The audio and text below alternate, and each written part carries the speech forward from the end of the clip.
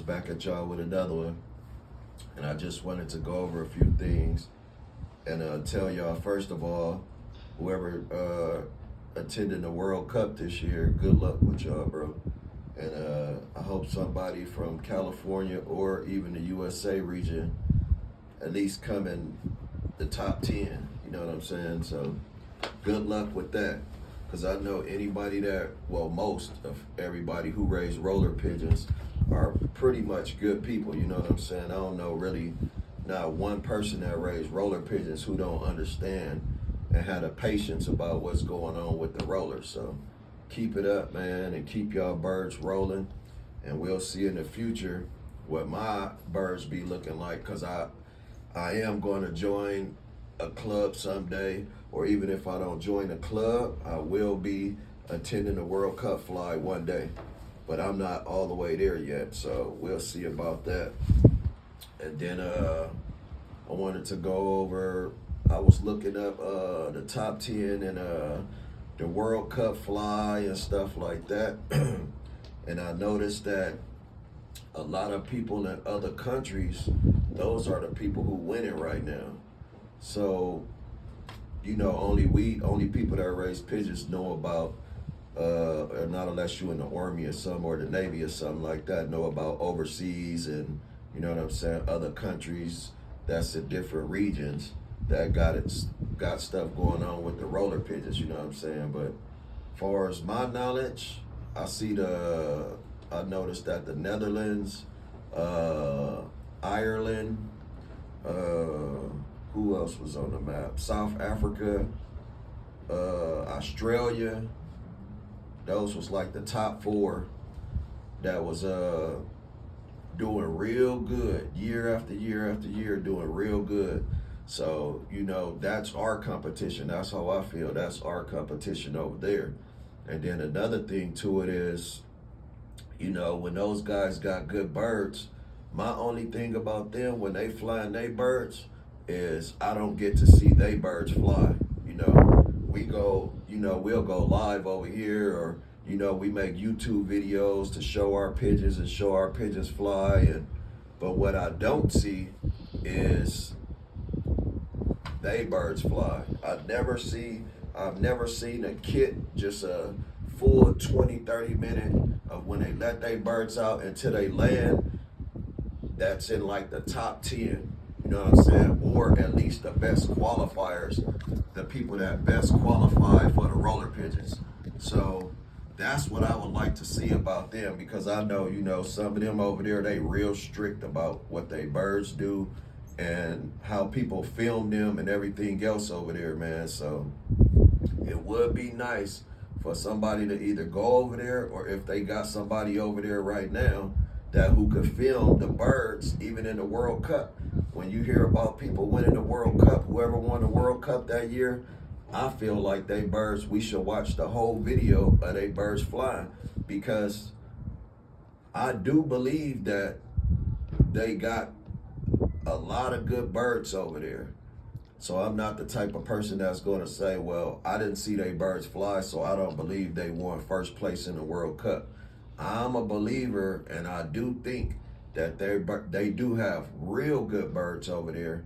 But the problem is, like I said, is they don't want to let you see they birds fly.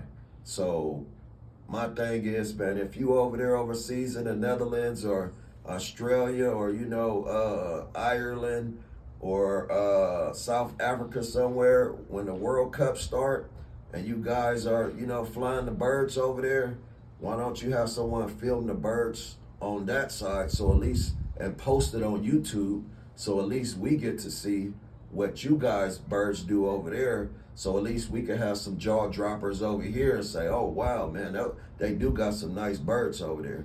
So hopefully we can get that one day. And that's one of my goals, to see the birds fly, whoever got birds that fly over there.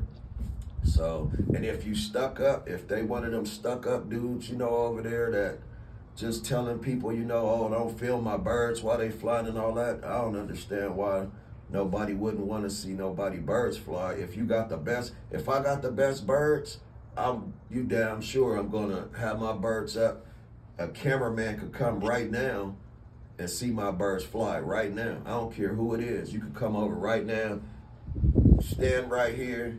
I'm gonna let my birds out. You're gonna see them fly, and you know what I'm saying? I'm gonna shut everybody up. That's what I'm about. It's not about competition or anything, but I would want to see the best bird flyer fly their birds. I mean, what's wrong with that?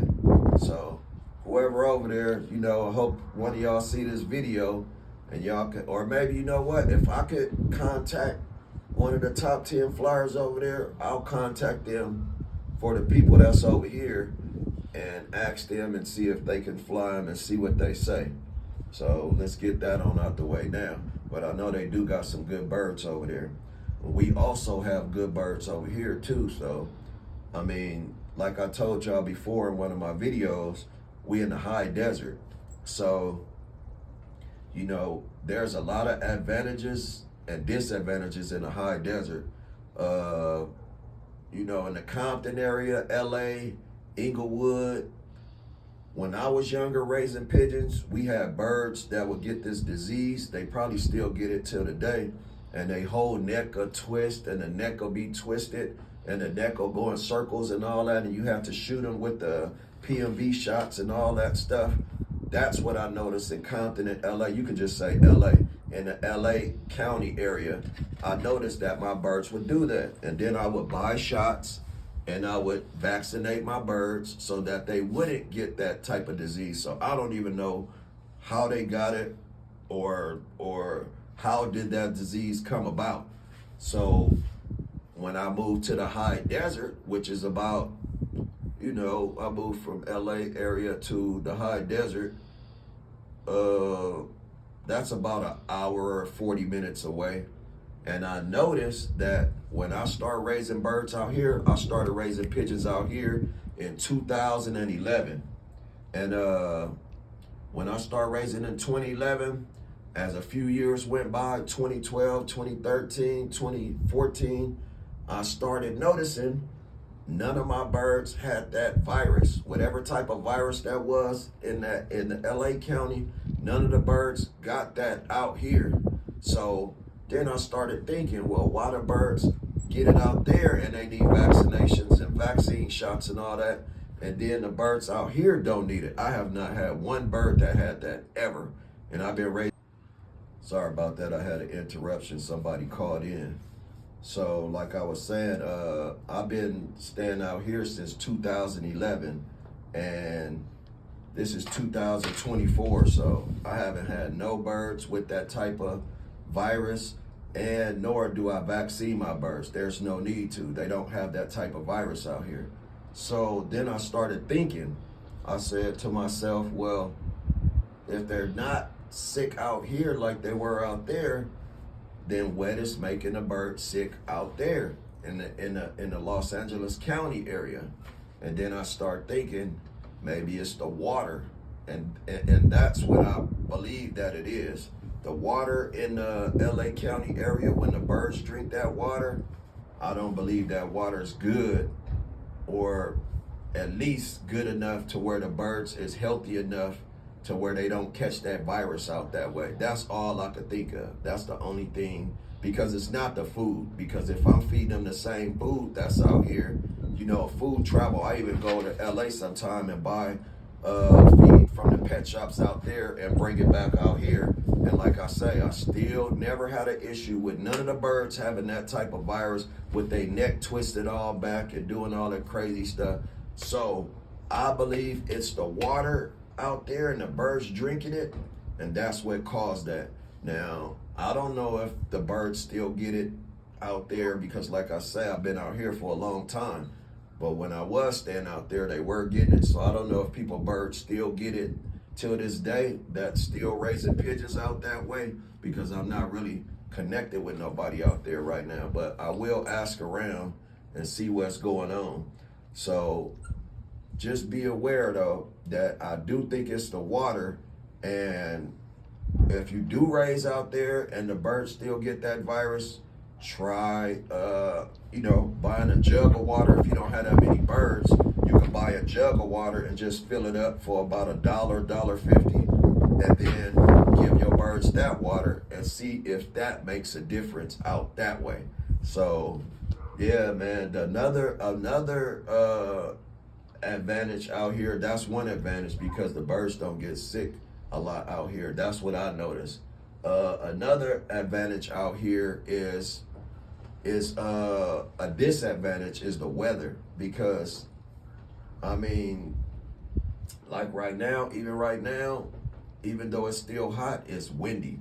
So when the wind pick up out here, right, the wind tend to stay like this for about 2 or 3 weeks at a time. Like it's not a day where it's just the wind blowing and then the next day the wind's not blowing. No, when the wind start blowing out here, it starts blowing. So I mean, look, man, if you got birds for real, bro, it's hard to fly out here. That's one of the disadvantages out here, the wind. So, I wouldn't put my birds up in this type of weather, period. You know what I'm saying? So I'll wait till the wind die down and then I'll get them back up. But my birds haven't been getting that much fly time. So, they're not performing right now either. Those are the still young kit that I have right now. I'm still training like maybe 15 more young birds that will be joining that kit. And then I done lost, how many birds have we lost to the falcon and to the Cooper Hawk? About 7. I say about 7. We lost 7 youngsters this year already, and they only been flying for about roughly 2 months. Roughly 2 months. That 7 and 2 months, and that's the summer. So it started getting cold out here about October, like cold. Like when you open a freezer, you feel that chill. That's how it started feeling in October out here, like that type of cold.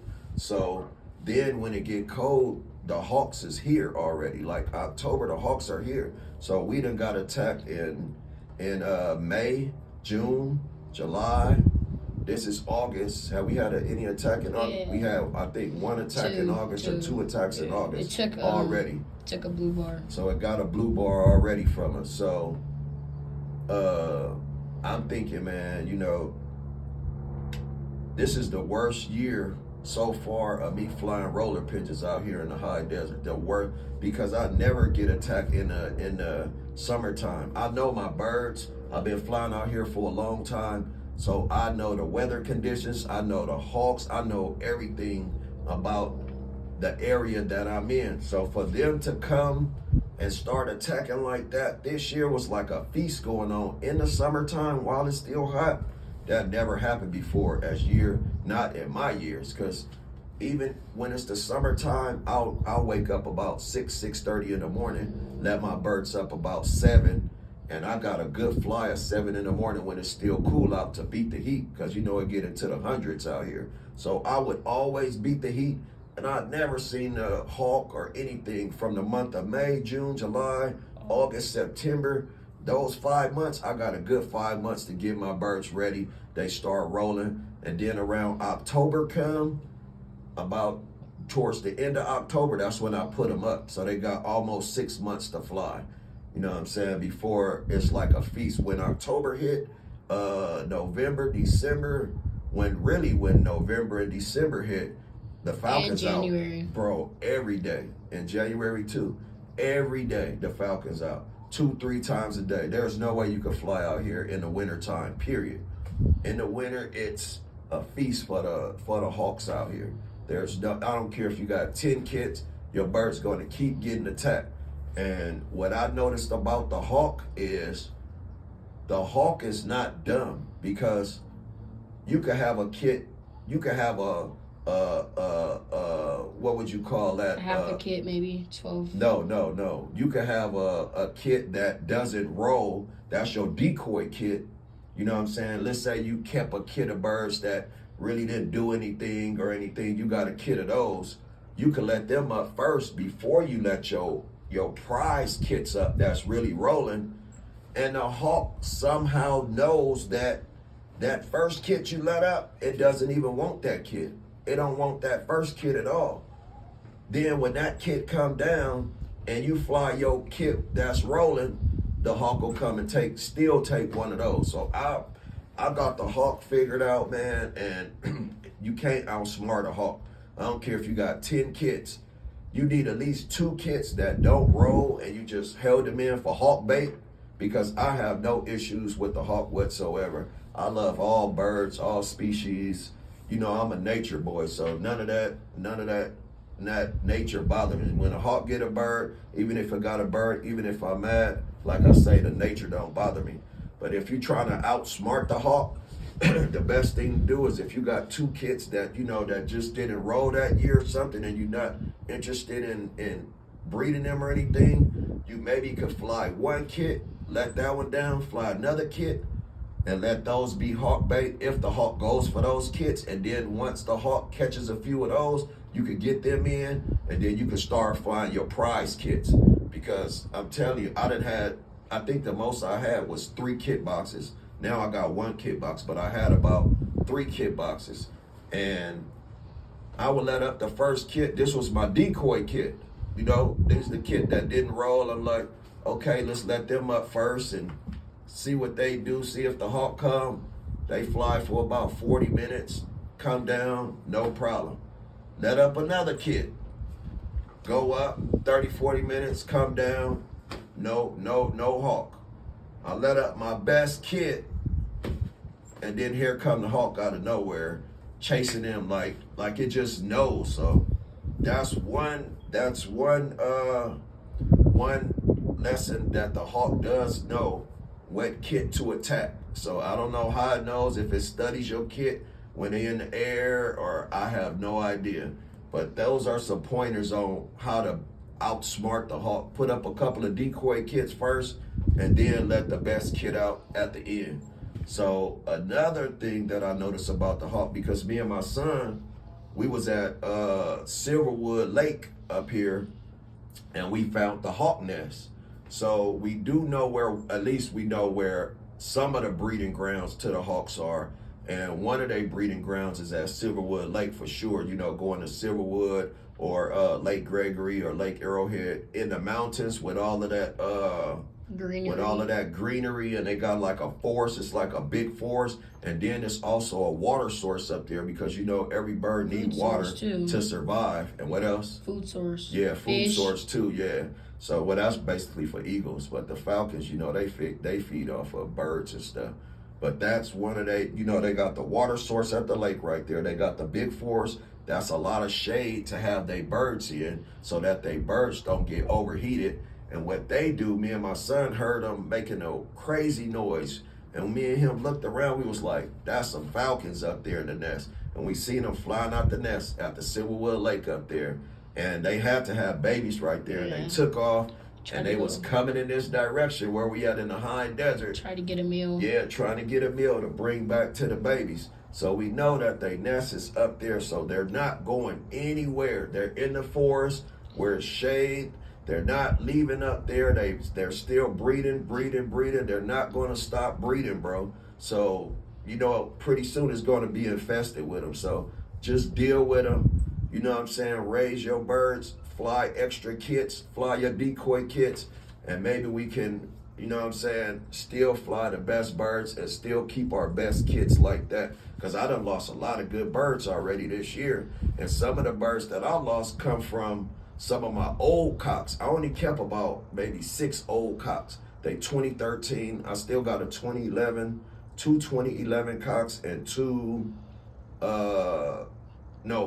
2013 cocks. So those 6 cocks are old. So they, you know, some of them, they're not going to be fertile at all. Maybe this year, it depends. They might not be fertile now. But when I bred them, they were fertile. And it seemed like those are the babies that the hawk took this year.